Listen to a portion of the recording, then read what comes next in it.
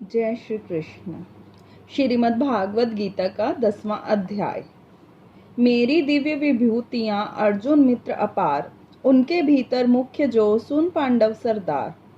पक्षी गण में गरुड़ मैं, पशुओं में हूँ शेर, देवों में मैं विष्णु हूँ, गिरवन में मैं सुमेर।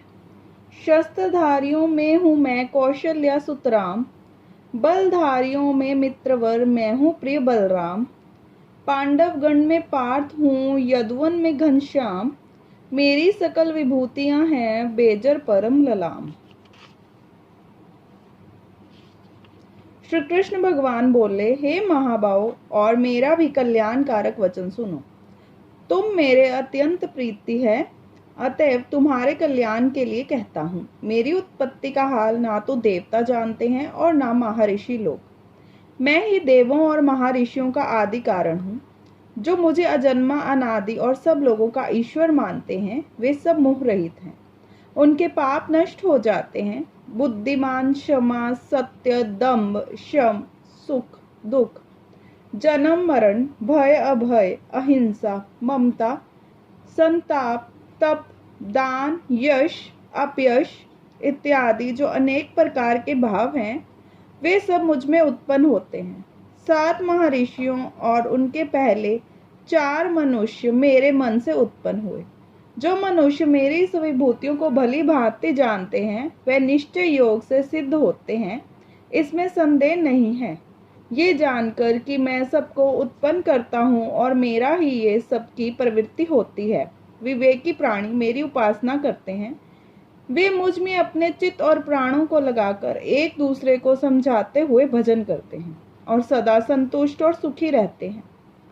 चित्त को सावधान करने, प्रीति पूर्वक भजन करने वालों को मैं ऐसी बुद्धि योग देता हूँ जिससे वे मुझे प्राप्त कर लेते हैं।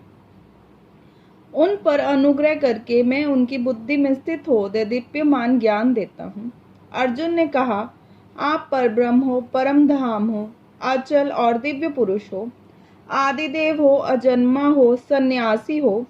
तुमको सब ऋषि, देवऋषि, नारद, अमित, देवज्ञ और व्यास भी ऐसा कह गए हैं, और स्वयं मैं भी तुम्हें भी ये कह रहा हूँ।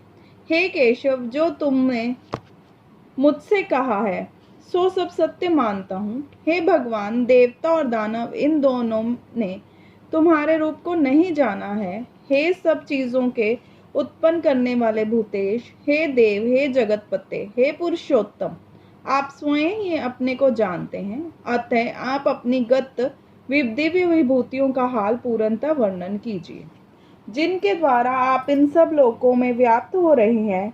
चिंतन करता हुआ मैं आपको किस प्रकार से जान सकता हूँ? आपका ध्यान किन किन भावों से करना उचित है? हे जनार्दन, कृपया अपनी माया और विभूतियों का विस्तार से कहिए। इस अमृत रूप आपकी वाणी को सुनने से मेरा मन तृप्त नहीं होता। श्री कृष्ण जी बोले, मेरा विस्तार तो अनंत है, तो भी मुख्य मुख्य विभूतियों को मैं तुम्हें सुनाता हूँ। गुण केशचा, समस्त भूतकों के अंतकरण में रहने वाला मैं आत्मा ही हूँ। मैं ही उनका आदि मध्य अंत हूँ। मैं ही आदित्यों में विष्णु, प्रकाशों में अनेक किरणों से भूषित सूर्य, मारुतगणों में मारीच, नक्षत्रों में चंद्रमा मैं ही हूँ। मैं वेदों में सामवेद, देवों में विष्णु, इंद्रियों में मन और धृत मात्र में चैतन्य मैं ही हूँ। रुद्रों में शिव, यक्षों में कुमेर, अष्टवसुओं में अग्नि और पर्वतों में सुमेरु मैं ही हूँ। हे पार्थ, पुरोहितों में बृहस्पति, सेनापतियों में सकंद और जलाशयों में समुद्र मैं ही हूँ। महर्षियों में भृगुवाणी हूँ, अक्षरों में ओंकार, यज्ञों में जप और स्थावरों में हिमालय मैं ही हूँ। वृक्षों में पीपल, देव ऋषियों में नारद, गंधर्वों में चित्ररथ, सिद्धों में कपिल मुनि, वेदों में अमृत से उचेश्रवा, गजेंद्रों में ऐरावत और मनुष्यों में राजा मैं ही हूँ। धातुओं में व्रज, गौओं में कामधेनु, प्रजा की उत्पत्ति करने वाले कामदेव और सर्पों में वासुकी मैं ही हूँ। नागों में शेषनाग, जलाचरों में वरुण, पितरों में आर्यमा और शासन करने वालों में यमराज मैं ही हूँ। शुद्ध करने वालों में वायु, शस्त्रधारियों में राम, नदियों में गंगा मैं ही हूँ। हे अर्जुन, मैं सब प्राणियों का आदि मध्य अंत, विद्याओं में अध्यात्म विद्या और वाद विवादों में वाद मैं ही हूँ। अक्षरों में ओंकार, समासों में द्वंद्व, अक्षय कोक और चार मुख वाले ब्रह्मा में मैं ही हूँ। सबको हराने वाली मृत्यु, भविष्य में होने वाले पदार्थों की उत्पत्ति, स्त्रियों की कीर्ति, लक्ष्मी, वाणी, स्मृति, मेघा, धृति तथा क्षमा मैं ही हूँ। साम वेद में ब्रह्मत्व साम, छंदों में गायत्री, मासों में मार्गशीर्ष और ऋतुओं में वसंत मैं ही हूँ। यादवों में वासुदेव, पांडवों में अर्जुन, मुनियों में व्यास और कवियों में शुक्र मैं ही हूँ। दमन करने वालों में दंड, जय चाहने वालों में नीति, गूढ़ पदार्थों में मौन और ज्ञानियों में ज्ञान मैं ही हूँ। और हे अर्जुन, भूत भावन का जो बीज है वह भी मैं ही हूँ। मेरे अतिरिक्त चराचर भूत कुछ भी नहीं है। हे परांत, मेरी दिव्य विभूतियों का अंत नहीं है। ये विभूतियों का विस्तार मैंने संक्षेप से कहा है। जो जो वस्तु ऐश्वर्यमान, शोभायमान और यशवान है, उन्हें मेरा ही तेज के अंश से उत्पन्न हुआ जानो। यही जानो कि मैं अपने एक अंश से इस संपूर्ण जगत में व्यापक हूँ। 10वें अध्याय का महात्म। श्री नारायण जी बोले, हे लक्ष्मी जी, अब 10वें अध्याय का महात्म मैं कहता हूँ, तू श्रवण कर। बनारस नगर में एक धीरज नाम का ब्राह्मण रहता था। एक दिन शिवजी के एक गण ने उस ब्राह्मण को मरा हुआ पड़ा देखा। फिर शिवजी से जाकर कहा, हे स्वामिन, इनसे कौन सा पुण्य किया है जिससे भली जगह मृत्यु पाई है।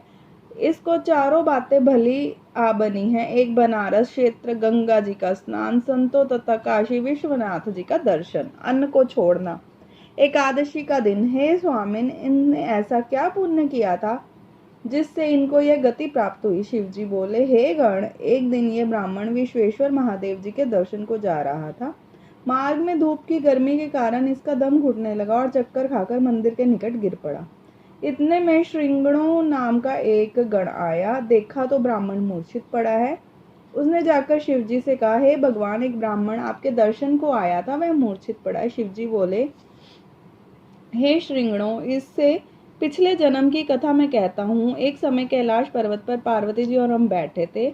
एक हंस मेरे दर्शन को आया। वह हंस ब्रह्मा का वाहन था। ब्रह्मलोक से मानसरोवर को जाता था। उस सरोवर में सुंदर कमल के फूल थे। वह हंस एक कमल को लांघने लगा। उसकी परछाई कमल पर पड़ी तो वह हंस श्याम वर्ण होकर आकाश से गिर पड़ा। तब उसी समय मार्ग में मेरा एक गण आया। हंस को गिरा देखकर गण ने कहा, हे स्वामी, वह हंस आपके दर्शन को आया था, सो श्याम वर्ण होकर गिर पड़ा। गण मेरी आज्ञा से हंस को ले आया। मैंने पूछा, हे हंस, तो श्याम वर्ण क्यों हुआ। हंस ने कहा, मैं आपके दर्शन को आ रहा था। मानसरोवर में कमल के फूल खिले हुए थे, उनको लांघ कर आया। उससे मेरी देह श्यामवर्ण हो गई और मैं आकाश से गिर पड़ा। कारण मैं नहीं जानता। यह सुन शिवजी हंसे। तब आकाशवाणी हुई कि हे शंभू जी, कमलनी से पूछो कि वह क्या कहेगी।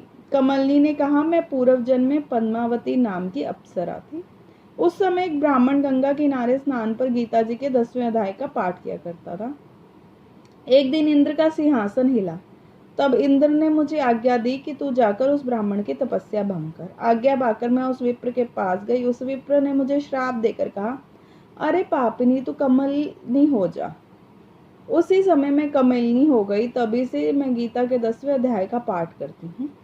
उसी से मेरा ये तेज है और मुझको लांघने वाला काला होकर अचेत हो जाता है। हंस ने पूछा कि ये मेरा श्यामवर्ण कैसे श्वेत होवे और तूने इस कमल देह से छुटकारा कैसे देवदेह पाई। तब कमलनी बोली, जब कोई गीता जी के 10वें अध्याय का पाठ सुनावेगा तब उद्धार होएगा। तब एक ब्राह्मण ने सरोवर में स्नान कर गीता जी के 10वें अध्याय का पाठ किया और उस हंस तथा कमलनी ने सुना। तब उनका उद्धार हुआ। जय श्री कृष्ण।